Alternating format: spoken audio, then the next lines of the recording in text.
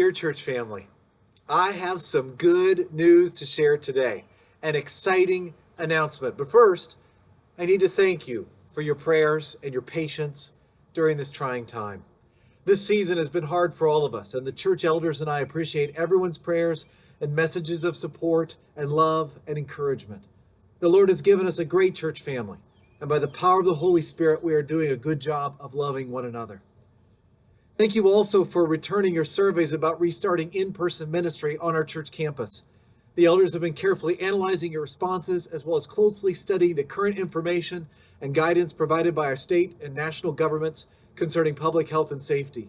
We were very encouraged both by the president's affirmation of the importance of the church's ministry and the governor's announcement that our county is slated to enter the green phase of reopening this coming Friday.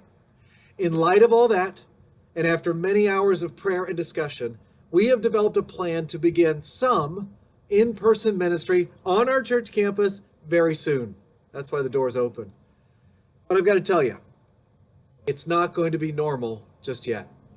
Just like everything else in our world right now, things are not going to go back to the way they were right away because the threat is not over yet. Church is going to be a little weird for a little while.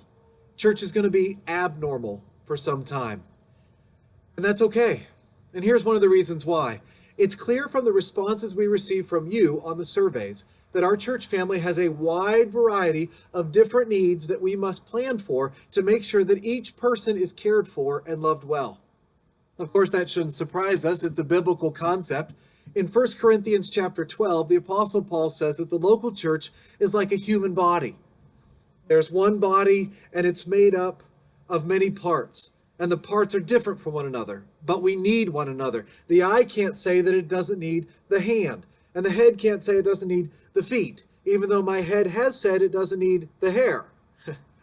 Paul says over and over again, there are many parts, but one body. There are many parts, but one body. And he stresses that the parts have different roles, but also different needs, and that each part needs to look out for the other parts.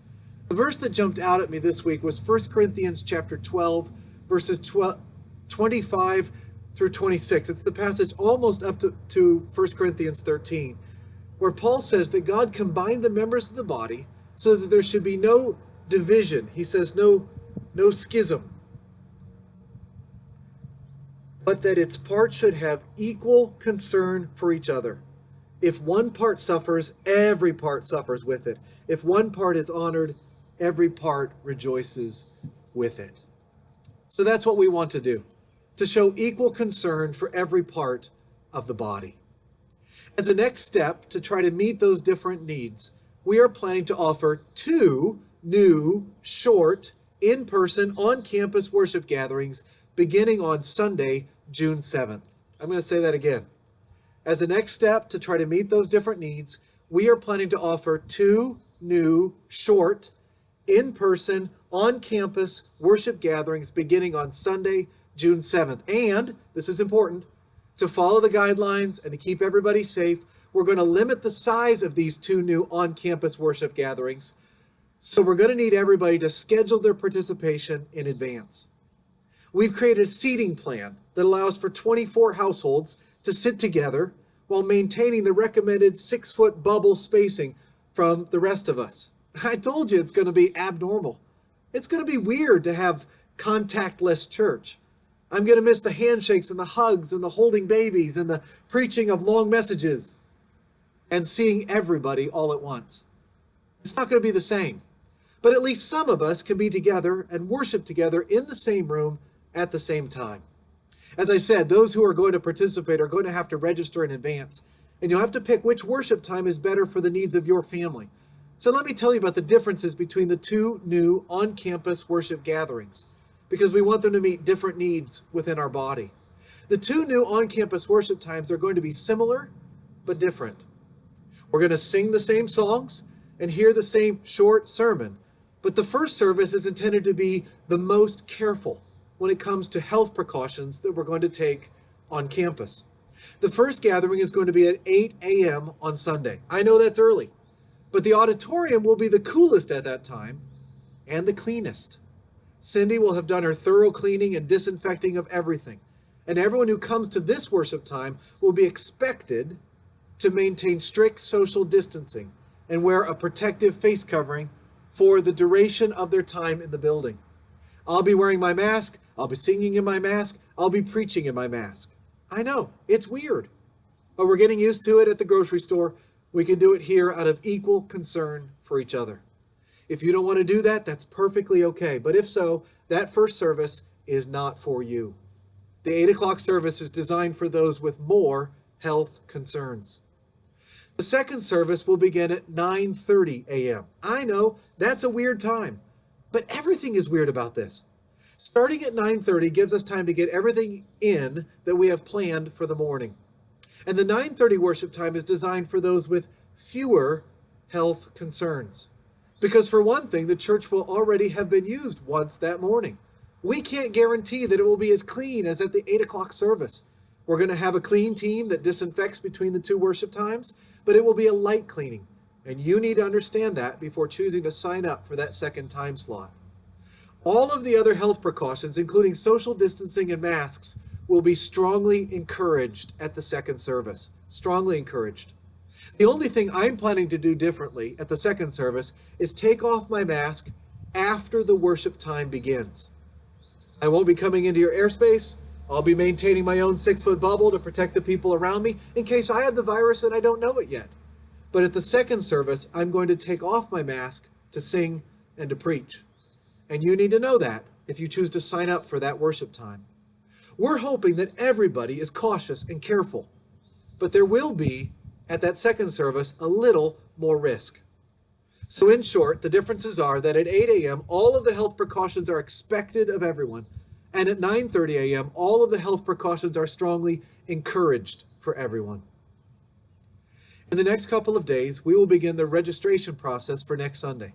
Look for a communication from the church office with all of the details, including all the preparations being made, and a fuller description of both of the new on-campus worship times. By the way, we can set up more worship times if we find that either of those worship gathering registrations fill up. We are committed to serving everyone with equal concern. I'm excited to see some of you again really soon. I'll be smiling through my mask. But this is also a good time for me to say that for many, many of you, the best choice for you is to stay safe at home. The outbreak is not over. The threat of COVID-19 has not been neutralized. And just because we're opening the doors, just because we're in the green zone, does not mean that everybody should walk through these doors. I'm in the strange position as a pastor of recommending that many of my sheep should not come to church, at least not here. But for now, that's the right choice for many of you, especially those who are older or who have health concern issues or small children in your household. I'm going to say that again. I'm in the strange position as a pastor of recommending that many of my sheep should not come to church. But for now, that's the right thing for many of you, especially those who are older or who have health concerns or have small children in your household. Different parts of the body have different needs, and we all need to have equal concern for every part. The Bible says if one part suffers, every part suffers with it. If one part is honored, every part rejoices with it. I'm sure that those of you who stay home will rejoice with those who come on campus. And those who come on campus will encourage those who choose to worship at home. I can tell you right now that my wife will not be worshiping on campus for some time. Neither will our church administrative assistant, and neither will some of the church elders for various reasons. And we all fully support each other in each other's decisions. Worship at home remains the safest choice and the right choice for many. So we are committed to continuing to provide all of the worship at home resources that we have for the last 10 weeks. We will send out a guide to worship at home with the Lance Link email. I'll be posting recorded messages on YouTube and Facebook. And on Sundays, we will have a family fellowship meeting on Zoom at 11 a.m. And everybody's invited to Zoom, even if you come on campus at 8 or 9:30. Zoom will be a good way to have fellowship with the most people. By the way, we're doing all of that this weekend again, and Jim and Kay Panaggio, our missionaries to Latin America, will be joining us on Zoom. So I hope you can connect with us there. The details are in your email. I sure hope this next stage doesn't last that long.